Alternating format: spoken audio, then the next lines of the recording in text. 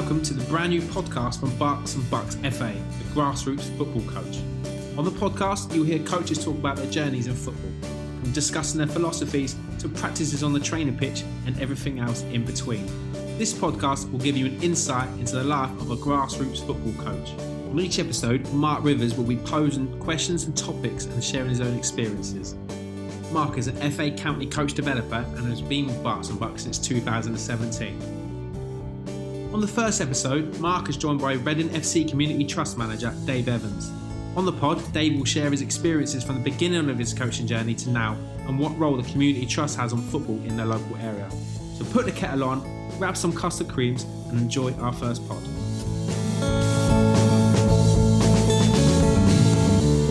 Hello and welcome to the eagerly anticipated Berks and Bucks podcast. I'm here with David Evans, who is the Football in the Community Trust Manager. Is that right, Dave? That's correct, yeah.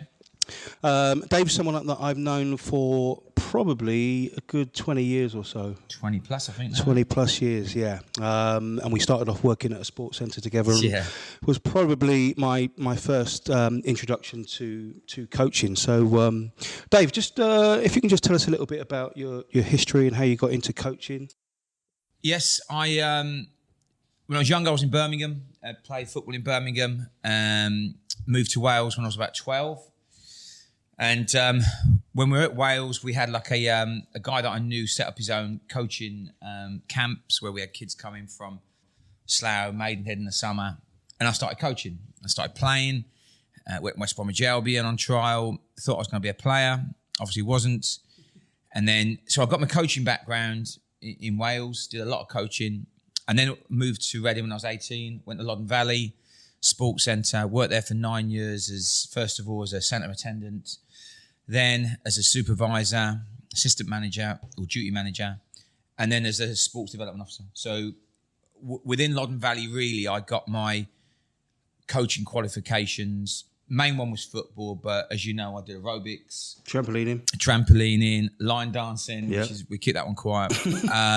But then worked in the gym. So I think did things like tennis and, personal training. So I think it gave me a real good grounding for, as you know, for coaching, getting in front of people and actually coaching. Yeah, as I said, Dave, as I alluded to there, you were my sort of first sort of inspiration, if you like. Thank you. Into the road of coaching, and someone that I hadn't even really thought about doing any sort of form of coaching before. I got into football coaching and things like that, and then I ended up going down the trampolining route and the gym, and before you know it, I was doing everything at Loddon Valley. But I just wanted to ask you what sort of coaches you admired back then, whether it was someone in Birmingham, Wales, where you were growing up. Who were your sort of inspirations? I guess, like yourself, my dad was a big role model. My dad was a big role model for me, and he took one of our teams one time.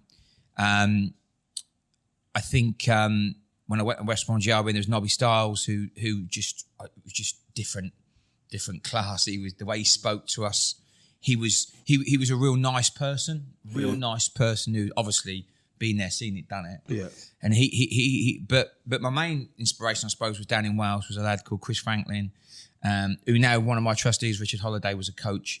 And watching them coach and seeing the interaction they had with the kids was really good. And then Neil Smiley, who I met Neil when I was coaching at a school in Reading. Yeah. He was the one that eventually took me up to Wycombe Wanderers. But I think I fell into coaching like yourself. I wanted to be a player. Wasn't good enough to be a player. I'd been to some college courses, done a bit of like sport stuff, but I really enjoyed the coaching side. And there's been different coaches that I've met on the way, both at Wycombe and at Reading, that I would say have who I would look at and say, they're and grassroots coaches, not just pro coaches, grassroots coaches. But what would the sort of fundamental differences be between those coaches? Because I often look back at my first experience of being coached, which probably wasn't until it was very late, probably about 15. And the coach that worked with me at the time was very command style. So he'd have this cap that he used to wear. And I remember it being cold Tuesday nights, and he used to get so frustrated. He used to take the cap off, throw it on the floor. What's up with you lot? You can't do it. But I look back now, and actually, he was an inspiration for me, because I'm probably a total contrast to how he was. But yeah, very command style, my way or the highway type coach. So I just wanted to ask you what you saw as the differences, because for me now it's the sort of all-encompassing coaches that understand the group of players that they're working with, understand the different learning styles, and understand as a coach when you have to change your style depending on the needs of the group that you're working with. I think coaching different sports and watching different coaches. There was a trampoline coach. I don't know if you remember him at Loddon Valley. And he was quite strict, but had the attention of the group the whole time, all the time. Did good demos, made it simple. I looked at him and I thought, he ain't bad. He's got the group all the time. And then there was a gymnastic coach who was really friendly with the kids. She was really good. She was a mum, and you could see that she had the kids' best interest at heart. So and then there was an aerobics instructor that I did a fitness class with, and the way she spoke to the class was really good.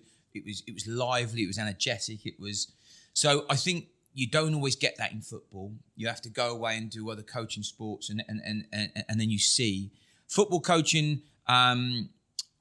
Playing, for the likes of Peppard, Binfield, Wokingham, and the likes. You get very command style coaches who I think are. Who didn't know any better then, do as I do, and this is what you do. And I wasn't that kind of player. I needed an arm round to say you're the best player in the world and all that kind of stuff. And then you'd probably get the best out of me. It did me no harm though, because I think sometimes, it helps you develop. But it probably wasn't until I got to Wickham. Neil Smiley, like I said, was a good inspiration, where I actually saw now how his interaction with the youth team was really good, how he worked with young players, and you could actually have a joke and actually have a relationship and have a chat to him, rather than be this person who was really standoffish. So yeah, and you look at the football world now, and you see the difference between Wenger, you see the difference between Ferguson, you see the difference with Allardyce.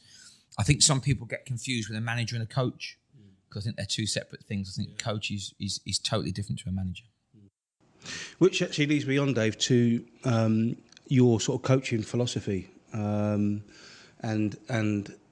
has that? Would you say that would have evolved over the years? Because I look back into when I first got into coaching, and I had, it would have been typically a 4-4-2 if I was coaching a team, and as a way that I wanted them to play. And now I think, with the FA and their DNA, that I probably evolved, and I know I have as a coach. And my philosophy would be completely different than it was 20 years ago, or even 10 years ago, 5 years ago. Yeah. Just give us a flavour, Dave, of your sort of coaching philosophy. And I know that you've worked with elite teams, you've worked at the academy here at Reading Football Club, but equally you've worked, and you still are working at grassroots level as well. And within the academy, and when I was a young coach, my coach always said you had to have a ball each, and you had to master the football before you could do anything else. And I do believe in that still. I sometimes people pass, but they don't pass for a purpose. They pass because the responsibility they're passing over to a different person. They don't want the responsibility, so they quickly pass it. And some people see that as a good thing, but as a development, it might actually be a bad thing, because when he gets to 12 or she gets to 12, you're now saying take them on, take the player on. And they can't, because they spent the last 5 years passing the football. So I think it's trial and error. And, I take my under-15s down, I do my under-10s, and we play. We play from the back, we pass it back to the goalkeeper passes out wide, we can dribble when we see it. I say to them things like, see what you can do, show me what you can do. I don't shout defend, I shout things like what position you're playing, because I more ask questions now, because you trigger something off in their brain where they've got to think about it. I think that's probably, knowing you as a person, as a coach, and Dave, that's you've clearly evolved, because I think when we probably started coaching, it would have been a lot more of command style. Yeah. And I was always told in certain areas of the pitch, none of that fancy stuff, get rid of it, get it up there, clear it, and all of that sort of lovely football jargon. So just listening to you there, it's clearly evolved. If nothing else, the language that you use, or I think also, Mike, to be honest, when I did men's football, so I had to stop playing, as you know, when I was about 30 because of my ankle. So I was an assistant manager at Wokingham, and I was assistant manager at Binfield, men's team, and we were fairly successful. But men's football is about winning. So you are setting a team out to win the game, which is different. Mm-hmm. So with kids football, I've always set a team out to develop a player. So I won't win at all costs. It drives the parents mad sometimes because clear it. No, don't clear it. Actually pass it back to the goalkeeper, who's normally a player at our under 10s because we've got no goalkeepers. He'll pass it out wide because you then got to create an angle to receive the ball, and then you play the ball. So all of a sudden, the junior side, the youth side is all about development. The men's side is all about winning the game. And that's where parents get confused. They think you have to win the game. And that's when it all, I have to educate the parents sometimes and say, I don't care if we win or lose. We're a fairly good team, and if we play well, we'll probably win lots of games. And then self-esteem is higher. People who say, it's not all about winning, you've got to think about the child's development, and if you stream them right and you put them in the right ability category, they'll win games and lose games. So they'll get used to winning, they'll get used to losing. But winning also is a good thing because it gives better self-esteem. People think better of themselves. They're more confident. So if you manage it correctly, there's nothing wrong with winning, but it needs to be managed correctly. So I think the biggest thing I've learned, and it sounds simple, but as well as I do, is like I go back to it. Men's football, you pick a team to win and you change it in the game to win a game of football. Children's football is about developing, and you might tweak something to give someone some game time, or you might challenge someone if they're getting it too easy. That's what I try and do as a coach. What do you think about systems of play, Dave? I know that Reading had and still have a very successful philosophy in their academy that's sort of bearing fruit now when you look at some of the players that have signed professional contracts. So I know that you were sort of heavily involved in that. Can you just share some of your sort of knowledge? Yeah, I think we played. You obviously have the different foundation, like foundation stage, youth stage, pro stage, and with the foundation stage, it was very much me and my ball. Yeah. So the child had to master. I remember playing against Tottenham at like under 9s. And wherever the player in Tottenham got the ball, he just took the player on. He didn't pass it. So if he was at the back, he'd go and take a player on first. So he had to take a player on, then decide what he was going to do with the ball. But he had to take a player on. So Tottenham knew by the time that child was 12, 13, they were comfortable on the ball. So I looked at that and thought, I quite like that. So we used to try and encourage them to take players on and be comfortable on the ball. So later in their development, it was me and my ball and my team. So then you'd go, right, I've mastered the football, but now I need to master the football, but play within a team. And then as you got older, it was me and my football and my team and the other team. So then you talk about when you're not in possession of the ball, when the other team are in possession of the ball, how do you work together to get the ball back? As well as then, you've already mastered the fact that you can work the ball. You've already mastered the fact that you share the ball with your teammates and what you're going to do. You're now mastering the next development on how you're going to work together when you haven't got the ball. So there's a methodical stages, and it kind of makes sense. And I think going back to coaching, and it's no slur on any grassroots coach, because I used to do it.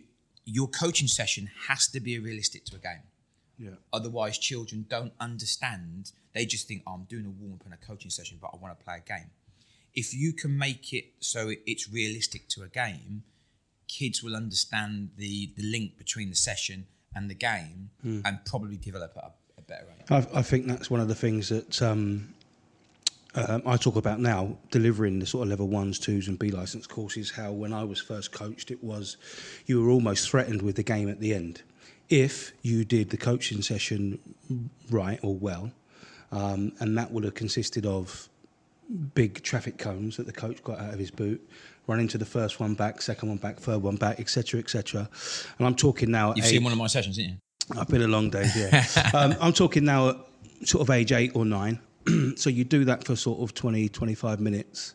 And then your work rate would then determine whether you were rewarded with a game or not, which is ludicrous now to think of it now like that. But we, certainly coming from the skills program as well, we did a lot of whole part whole. So particularly in that 5 to 11 age range of arriving, coming in, playing a game.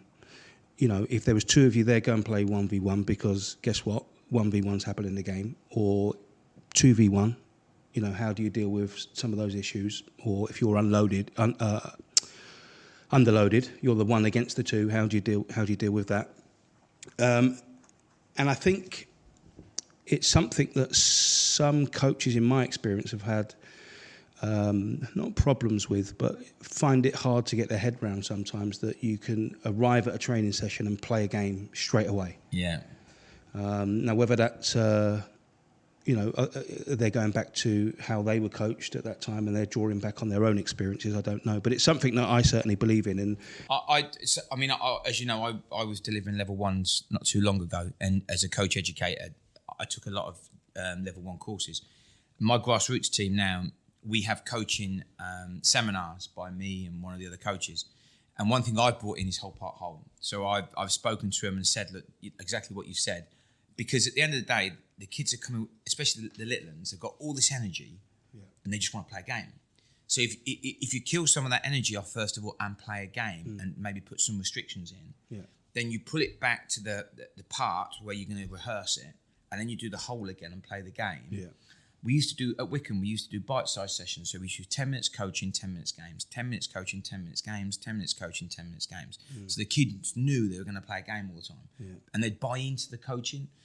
So, I like whole part whole. And the coaches that I've worked with at FC Woodley, the grassroots team, they love it as well. And they see that they can see, the sense in doing it. Where I think some other coaches, if they haven't been down that pathway, only do what they know. And that normally means got to work hard, do some doggies. We'll have a shooting practice, which is unrealistic. Big row, pass the ball to me, try and knock it in top corner. Then we'll play a game, which like we said, isn't realistic. So, Dave, going back to systems of play. Yes. So give us an example of... because I'm conscious there's a sort of plethora of coaches that are listening to this. You've got the grassroots section, some that are working in academies and the professional phase, etc. So I don't want it to be too elitist, but you're a great example because you've worked at that level, academy level, plus the grassroots phase as well. So give us an example of some of the systems of play that you would have adopted and how they work across both. What I find with grassroots football, it's really good, by the way. I really do enjoy it. They try and stop. They try not to lose rather than to win. So they'll always have their defenders in place. So they'll always have either... When we played 6-a-side at Wickham, and we played a 2-1-2. So we played 2 in defence, 1 in midfield, 2 up front. Fulham did it. And I played a 2-2-1. And Keith Stiles, who we both know, Nobby, his team was battering me, and I couldn't understand why they were battering me for it. And because it was Nobby, I was hating it. And I suddenly matched them like for like. We just went 2-1-2, and it worked so well. And now when I play my under 10s sometimes. Last year under 9s, which I think was 6 or 7 aside. I played 2 at the back, which I do now, but I always release 1. So I say to my centre half, they're always going to play 1 centre forward. You can be better than that centre forward, and what it teaches them is 1v1 defending. So I think some grassroots managers always want to cover there, a sweeper. Yeah. And I'm thinking, well, you're not really teaching your defender to do a 1v1, because if they're don't want to drop clubs, but when we were playing at Reading, we played under 12s. No, it wasn't under 12. I think it was under 9. It might have been under 12s. We played the international tournament, and we played a French team. I can't remember who they were now. I think it was all Dutch team. And they played 1 at the back. Couldn't believe it. Yeah. And our centre forward was a big boy, Shamal, who now is a scholar. And Shamal was a big boy. and the little like, tiny lad at the back. And we beat, I think it was Bruges, FC Bruges, and we beat them 1-0. But we beat them on power and pace. What we didn't beat them on was technical ability. And this 1v1 defender, he was, they'd go and leave one at the back, and he'd have to defend 1v1. So I think sometimes you can get away with it with caddy football sometimes, but there's no reason why I think if you set the atmosphere right in grassroots football and you say, right, it's not all about winning, then the formations you play, it doesn't matter. If you want to work on, if you want to be a more of attacking team, then put your two up front, or have a diamond in there and pass it back to your goalkeeper. Your goalie comes out to the edge of the 18-yard box, use him as a sweeper, But I think, systems we play now at under 14s, we play 3 at the back, we play 5, and we play 2 up front. And the 3 at back will always split. And the goalkeeper gets the ball, passes it out. We take a goal kick. So our centre-half goes to take the goal kick. As he goes to take it, he dummies the ball and he runs to the edge by the corner flag. Yeah. The goalie plays it out to him. Of course, what happens normally, if you take a goal kick, everyone's in place. So the ball will come straight back. So if the centre-half goes out and now the goalie passes it, the centre-forward closes him down. So the other defender drops back, passes, another lad comes out. So what you do, you pull them out of position, you move the ball around, and all of a sudden now we've got a 1v1 going up. Yeah. So it's, I know you can't see me doing that, but I think, again, if people got away from this winning mentality where you have to win at all costs, I think then you would allow children to express themselves. And I've been guilty of that before as a grassroots manager and an academy manager sometimes, because you want to win the game. And there's some games that you say you're playing a cup final, semi-final, you want to win the game. But at the same extent, I think, systems and styles, kids have to experience it. And then if they want to go to elite football, want to get to a better player, I think it would, we always want an educated player. We always want players who can make decisions. And I think by exposing them to different things, they have to make decisions themselves at times. Yeah, no, I agree, totally. Dave, talk about the contrast of ability levels from those teams that you've coached. So, you're working with the academy players, so that elite level, and then going down to grassroots level. How do you manage the sort of range of abilities within that group? And one example I've got is previously working at Reading Football Club, and we went over to a place called La Melanette in France, which is a feeder club to FC Nantes. But the coaches there did everything to time and had a whistle, and it would be, for example, 2-touch passing. We're going to go for a minute, and we got to a minute, blew the whistle, and said, right, now we're going to go 1 touch. Now, the problem I have with that is, with a lot of players that I've worked with, all right, you'd have a third of that group that were ready to go 1 touch, but then 2/3 are like, we can't do 2-touch. But historically, that was the way. Now we're going to move it on. How would you say that you've evolved as a coach to be able to deal with some of those different levels? And I know I mentioned academy football there. You're going to get that in there as well. The difference of ability. Yeah. Give us some ideas and tips for managing that difference. A good one. We again at the Grassroots Club, we had we've got 4 under-10 teams. And at the time, they started at under-7s. And we had a boy that came... We had 3 teams at the time, like 5 aside, 7 in the squad. And the one boy came, very timid boy. And the first training session, his glasses got smashed. So I thought, he's not coming back. The second session he came, the week after, and he got kicked in the stomach. He got winded. And he was nearly been sick. So I thought, he definitely ain't coming back. And he came back the 3rd week.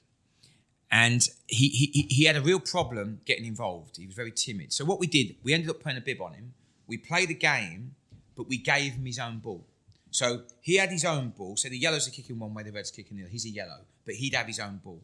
But when the other ball came towards him, he left his ball and went and kicked and joined in. But then went back to his ball. And then eventually he started playing. And my Steve, the manager of the team, phoned me up. And the first time they played, he scored a goal. And he said he went absolutely balmy. Yeah. So I think if you put interventions in for that ability, then you just got to be patient with them. It's easy to coach good players, as you know. Because academy players, you have 3 or 4 coaches in an age group, or 2 or 3 coaches in an age group. You can always pull people out and do a little bit extra with them. And it's a little bit easier. I think with grassroots, the hardest thing to do is coach a mixed ability team. And I think streaming is really important. So we've got 4 under 10 teams now in League One, right the way down to the recreational league. So we can put people in their age, the ability group, and we can do that. But I don't think, I've watched a session once in Bracknell, and I was doing the men's team. There was a kids team on the other side of the AstroTurf, and the manager said, right, 15 minutes, one touch, and it was chaos, absolute chaos, and they couldn't do it. But he thought himself that he was teaching those kids how to play football by saying one touch and making it hard for them. It's like going into a maths room and saying, right, okay, everyone's doing your 17 times table, off you go. And everyone looks at each other and goes, well, I can't do it. So, well, I think also if you brought Messi and Ronaldo over here when they were growing up and said you're limited to one touch, or even now, then it eliminates, a massive part of their game. I think so. I think for me, as a coach, decision making, you can't overestimate how important decision making is. And what you've got to do is give children the experience of making those decisions. So we say we let them make decisions. Do we? Do we really let them make decisions? Is it when they're losing 4-0, then you say, right, that's what your decision making is like? That's the manager giving up. Because sometimes they need your help more when they're losing. So I think decision making is a big thing, and we underestimate that young players can't make good decisions, because I think they can. But I think in a training session, if you have your training session where they have to make decisions, when you play a game, you're more likely to make the right decision rather than the wrong decision. And by the way, they can make wrong decisions as well.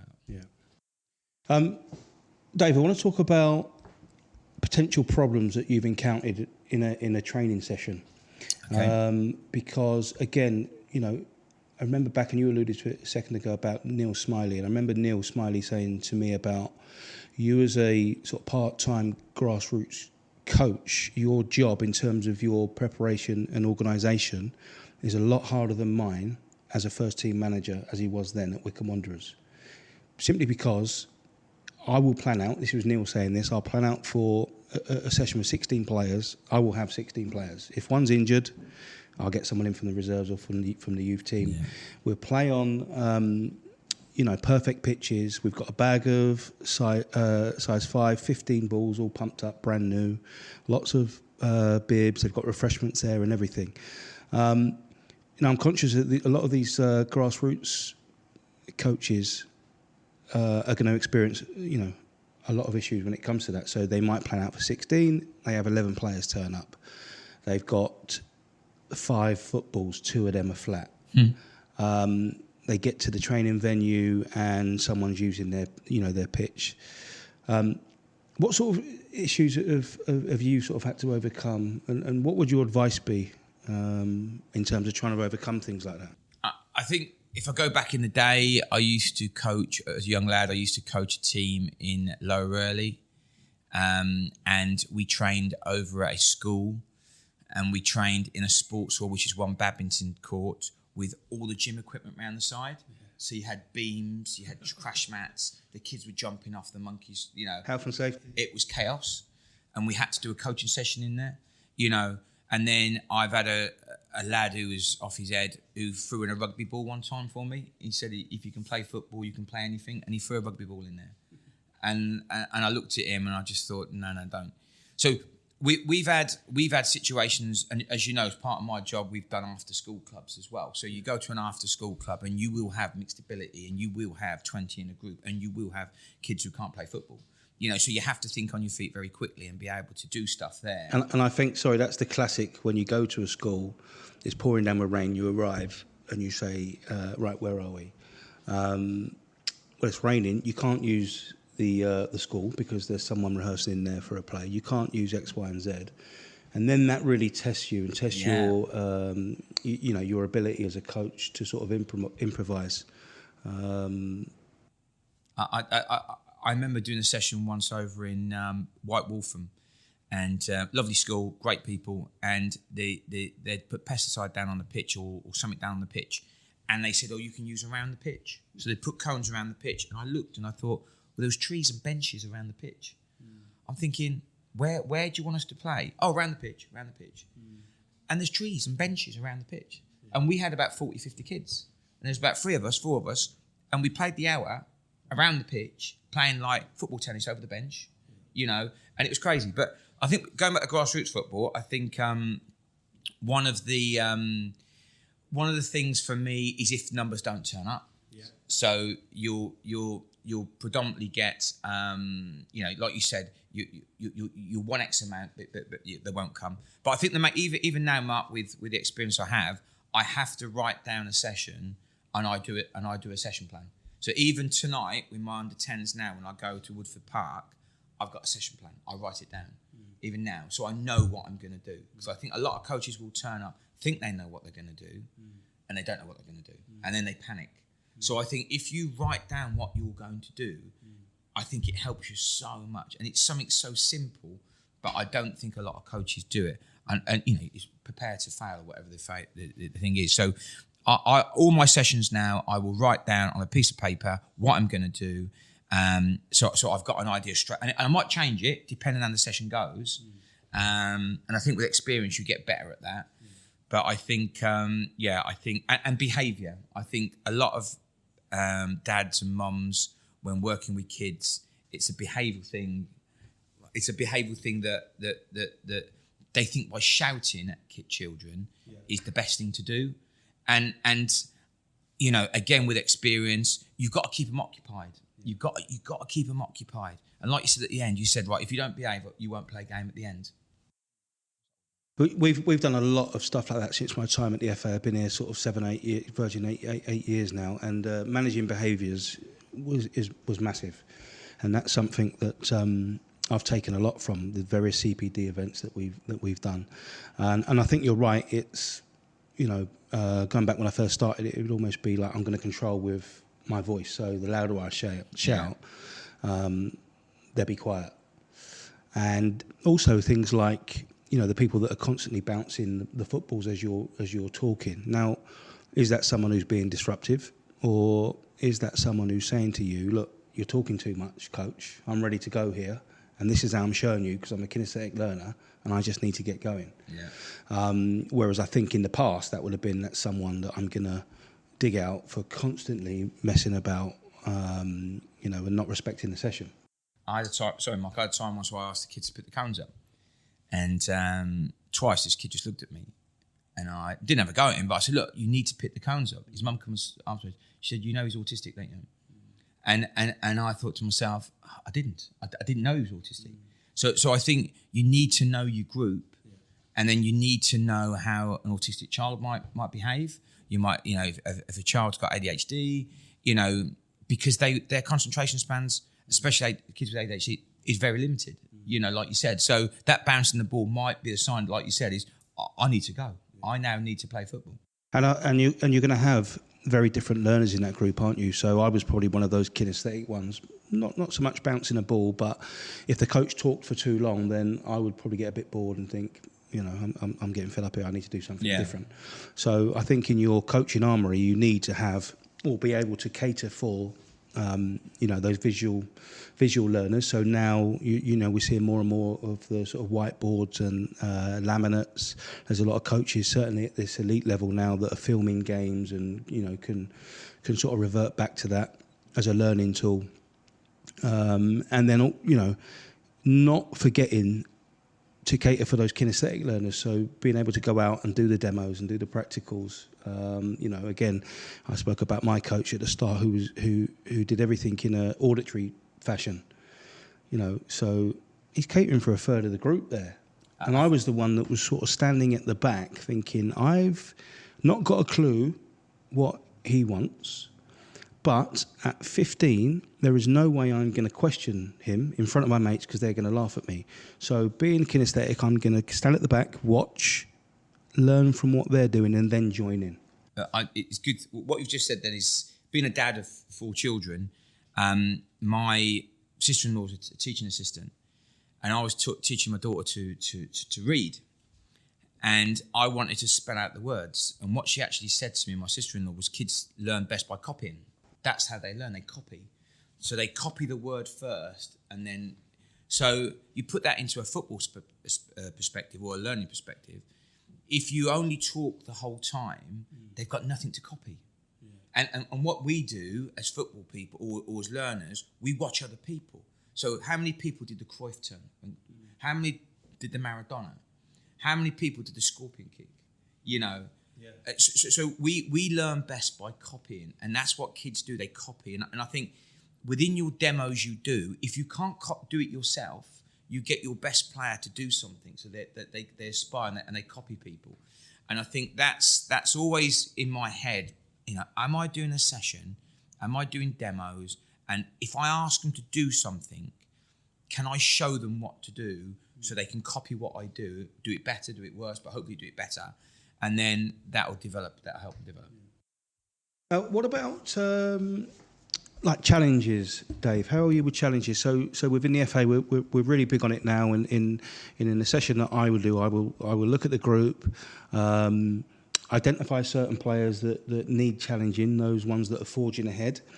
There'll be certain players in the group that are striving to keep up, is the term that we use now.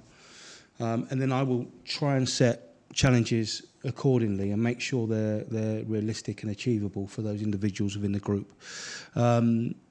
Just talk about some of the challenges that you may use now or may have used in the past, if you do use challenges, because again, that was something that when I first started coaching, I wouldn't have dreamt of it. I would have spoke about the session that I wanted and the outcomes that I wanted, and I would have just wanted them to just get on with it. I wouldn't have dreamt of doing these sort of drive-bys, as we call them, little individual interventions to set a challenge or getting the back four to one side and presenting them with a challenge to see if they could accomplish. So what sort of things would you do, Dave? We had a workshop at Reading around challenges, and within 15 minutes, 20 minutes, it got into because no one knew what a challenging child was, because everyone thought a challenging child was someone who misbehaved. But like you said, a challenging child could be someone who's forging ahead, who's miles ahead of it. Now, we had a boy, Dan, who plays for the football club here, and Dan was with me at under 9s and under 12s. And now he's playing for England and everything else. He's a very, very good player. And I was trying to set him challenges, but he took a corner with his right foot. It went over the crossbar. So he took it with his left foot, and it went over the crossbar. So I'm thinking, he keep with both feet, and he can take corners with both feet. He used to head of the ball, could tackle, used to do reverse passes at 9. And I'm thinking, he needs to be tested. Now, in an academy situation, sometimes you put them up in age group. So there's more of a challenge there for them. Grassroots football, you can't really do that. So, and also it goes back to my grassroots football where you have to win the game. Yeah. And so the challenges go out the window a little bit, because as a coach, you've got to remember that if you're setting a challenge for a child, people will always do things they can do. So I'll always revert back to something I can do, because if anyone's watching me do something, I don't want to look bad. So, when you're playing football and you're a left-footed player, some managers put them on the right side and say, right, see what you can do now. And they're having a bad game. Unless you set that environment where they can fail and get better, they're never going to get better on their right foot, because they're always going to revert back to their left foot, and they'll be demotivated, their head will be down, their parents will have a go at them. So I think with academy football, you're right, you put in interventions like 2-touch. You might say to them, can you do this? Can you play off someone? Can you, as a team, can you move the ball around like this? Can you recycle the ball? Individual players, can you play off one touch? So if I'm a centre forward, rather than take a touch, I want you to hit it first time. So I want to see how many times in the game, Because I think on a lot of these courses that I'm delivering on now, one of the things that comes up is actually challenging around those players that are forging ahead, and the ones that potentially are dribbling and taking the whole team on, and then other players in the team, he's not passing to me or she's not passing to me. So I think what springs to mind naturally is, when it comes to challenges, is the players that are potentially striving to keep up. But what about those ones that are forging ahead? And Ben Bartlett, one of our national coaches, devised a session which I quite like about in the confines of a game, that player that dribbles has to, as you said earlier, Dave, about making decisions. Now, you can either have one touch or you have 2 touches or more. So that's a way for me of saying to that player, we're not going to stop you dribbling. Yeah. You're one of our gifted players, of course not. but potentially you need to recognise when and where. So little challenges like that, I think, work quite well as well. I've seen the best players get penalised because they'll go in goal. They'll say, right, now you've done too much, you go in goal. I've seen dads then come out at an under-9 saying, right, come and take me on then. And you demotivate the child because every time he's got the ball, the dad tackles him and says, come on, you've got to be better than that. Well, he's never going to get around a 35-year-old, 13-stone man who's the boy's only 9 or 8. So he's not going to do it. So you're setting an unrealistic... So you're penalising your best player. I've seen lots of that go on. And, right, he's got to go in goal now because he don't pass it. You know, it's not his or her fault that they're good. You know, so like you, I would probably say, right, okay, once you've scored your umpteenth goal, now can you set one up for me? So what I want you to do now is play a little 1-2, or can you set someone up? So every time you score, set your partner up to score. Can someone else score in your team? Brilliant, well done. Now you can score. Now go and set someone else up to score. Can you now score with a header, maybe? You know, and then some people might turn around and say, put him in the back, put him at the back, put him left back, and I think you've got to be more creative than that because, you know, you played football, Mark, and you were a decent player. So when you were younger, if you were the better player in your team, then, you know, it's no fun people turning around to you and saying, right, okay, he's got to come off now, or, you know. And I've seen it. I've seen it. And it's difficult for dads and mums because they've got the other team to worry about. So they've got one parent who's going to be great. They've got the other parents who are all going to complain about this boy. So sometimes, or this girl, so it's easier to move them on and have the teams. And unless you're a grassroots manager, you don't realise the pressure and the grief you sometimes get from parents. So I think unless the parents buy into it. That's a really good point, and I think that's something I know that you would have probably experienced here at Reading with Me and My Ball and stuff like that. You know, I've had it when I've spoken about it on courses where coaches have said, well, actually, I think they should be learning to pass at this age and do this, that and the other. And I'm saying, well, hold on a minute, that's their philosophy. You'll have a philosophy, hopefully, within your club. That was Reading's philosophy at the time. And now, you know, they're seeing the rewards for that. I think so. But the biggest thing I would say to any coach is that men's football is different to youth football. Yeah. And the reason why you put in these things for these philosophies and these steps is because it's a gradual step. You know, if a child isn't a pro footballer at 7, and I've seen so many players that have peaked out. Boy, at Wickham, great player. Everyone wanted him. Arsenal wanted him. Tottenham wanted him. West Ham wanted him. And in the end, Tottenham had him. Chelsea wanted him. And we sold him £20,000, and he played for England and all the rest of it. Superb player. You know, real good lad, lovely family as well. But he probably peaked at 15, 16, to be fair. And then when I was at Wickham on the pitch, and some person shouted at me, and he was playing for Stockport County. He couldn't get in the team. He was on the bench, and he'd done the circuit, playing for Maidenhead. And in the end, by the time he was, I think it was about 26, 27, I don't know if he was playing football. So, you know, you're not a pro footballer at 9. And it was interesting watching the BT programme about apprenticeships and young boys. You know, it is all about development. And then eventually, when you get to that age, you have to be ready then. And even then, you know, some young developers, you'll see some pros that don't make it until they're 21, 22 because their body's not ready, they haven't developed properly. And it's the same with grassroots football and everything else. So I think you've got to be patient. And like I said, the men's football, winning, children's football, youth football, development. Okay, Dave, thank you. We're going to go into our final section now, which is our quick fire questions. So we've got 10 questions that we'd like to present to you. Am I getting paid for this, by the way? Well, we spoke about this before, and we thought we need a big guest, a big name guest for the first one. And you couldn't get anyone, no? So no, we've got you, but there's no budget left for any courses in Berks and Bucks because we spent it all on you. Okay. Right, so quick fire questions. We just want you to give one of the names. We've got 10. So the first one is Guardiola or Mourinho? Guardiola all day. Okay. Through the thirds or direct? I think there's a case for both, but the way I would do it is through the thirds. Okay. Question and answer or command style?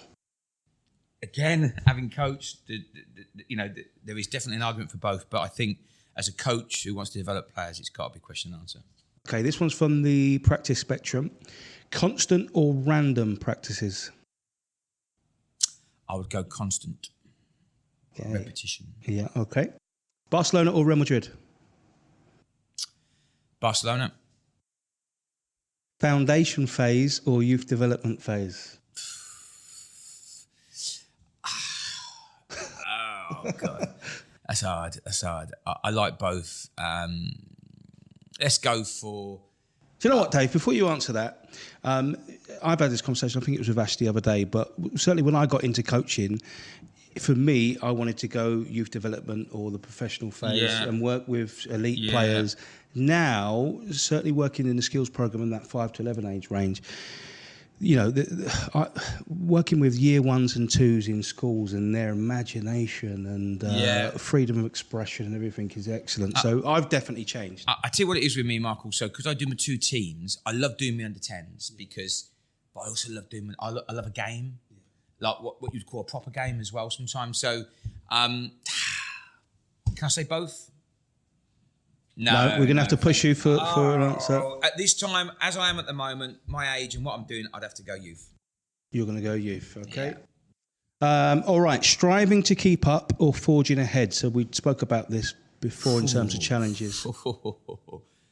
Was it striving? Striving to keep up or forging ahead?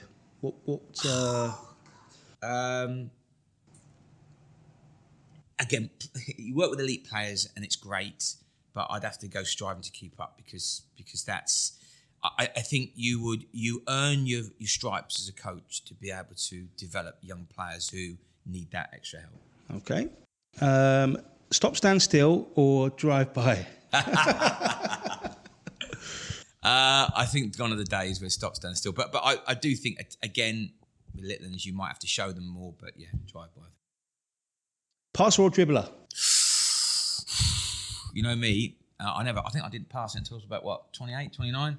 I have grown into passing more with youngsters, and my under-10s, under-9s, they will pass the ball, but yeah, I do like the dribble. Okay, and the last question, number 10, is Premier League or La Liga? Yeah, no, I'm Premier League all day. It's what I would brought up in, I'm a Villa fan and in the 70s and 80s and watching football, and I just think there's too many. I think it's sometimes a bit not fake, but diving around and everything. I think Premier League's proper. David Evans, thank you very much for being our first guest on the Berks and Bucks podcast. Thank you very much. And there you have it. Episode 1 of the Grassroots Football Coach podcast is complete. Thanks to Dave for coming onto the pod to share his own experiences and pathway. Fantastic insight, and I hope you all enjoyed it. Coming up on episode 2, Mark Rivers, aka Rivo, is with Kent FA's county coach developer Simon Millington, which is no doubt going to be another brilliant listen. So thanks for tuning in and see you next time.